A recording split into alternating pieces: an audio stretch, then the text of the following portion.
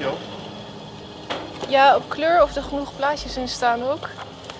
En niet veel tekst. Ik koop vooral die oude plantenboeken bij Mama Mini, dat is een tweedehands winkel. Het is wel een goeie. Daar kun je die dingen heel goedkoop krijgen, dus daar ga ik vaak naartoe om een paar boeken mee te nemen. Er zijn ook veel dezelfde boeken. Maria Jager komt uit Grains. Ze die in Minerva en exposeert van 30 januari al haar nijste werken in galeries Marius en Steven Sterk op de Gediek. Oké. Maakt €2,70. Ja. Ja, dankjewel. Kijk eens, met €2,30. Ja, alsjeblieft. dankjewel.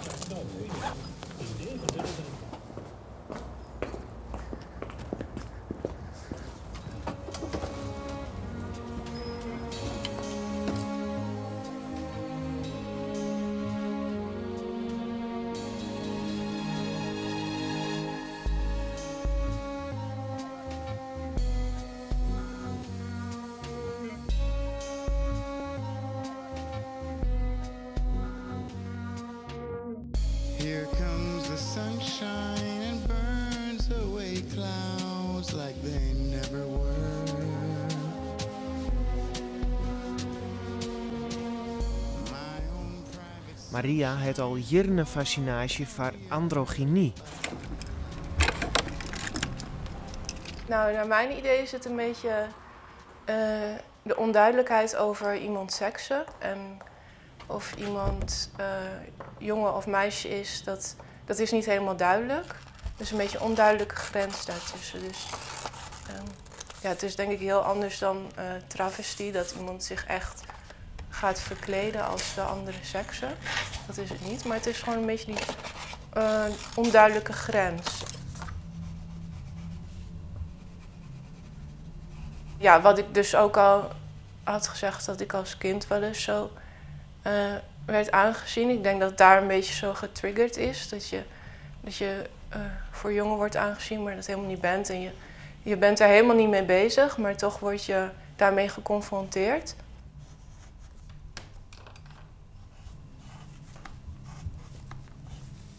Meestal als ik begin met werk te maken, ga ik vaak op internet een beetje googlen en zoeken. En toen kwam ik opeens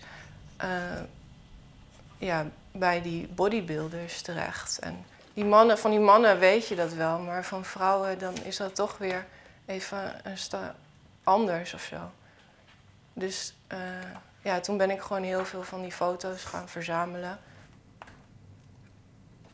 Dat zijn vaak ook hele mooie, ook wel mooie klassieke houdingen. Dat zie je wel terug bij Griekse standbeelden vaak ook gewoon. Waar let je op als je kiest? Ja, op vorm, op kleur. En ten tweede is het ook wel zo van waarom iemand zo zijn lichaam wil transformeren. Dat ja, toch een ander silhouet, je krijgt een ander silhouet. En waarom zou iemand zijn lichaam zo willen veranderen?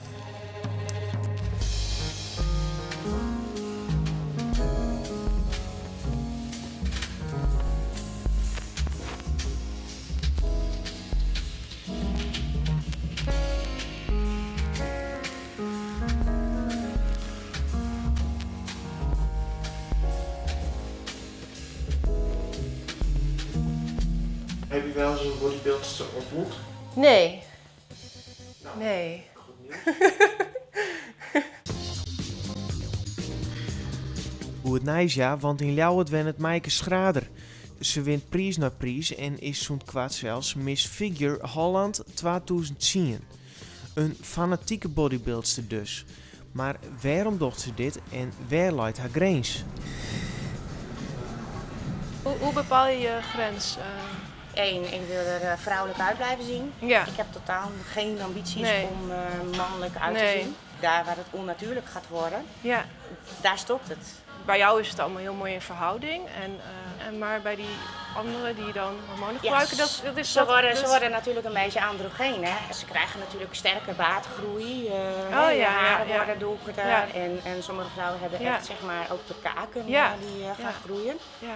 Ja, dat is, ja, ik vind het jammer. Ja. Dat hoeft ook uiteindelijk niet. Nee, maar ze nee, willen nee. natuurlijk Ja. zo snel mogelijk Ja, in een tijd zo korte groot mogelijk periode. worden. Ja. Terwijl Ja. dat niet eens de basis is van de sport. Ja. Want de basis is, je creëert, net als een kunstenaar, Ja. je beeldhouwwerk. Ja, En zeker. je probeert een bepaald fysiek te krijgen. Ja, dit vond ik dan zeg maar, dit vond ik Ja. een heel mooi werk. Zeg maar. Ja, Een typisch voorbeeld Ja. wat er dan in onze sport leeft. Ja.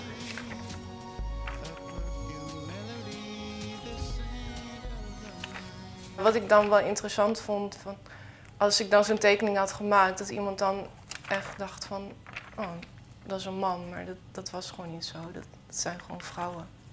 En dat is dan weer die onduidelijkheid over identiteit en over de seksen. Wat zijn je plannen?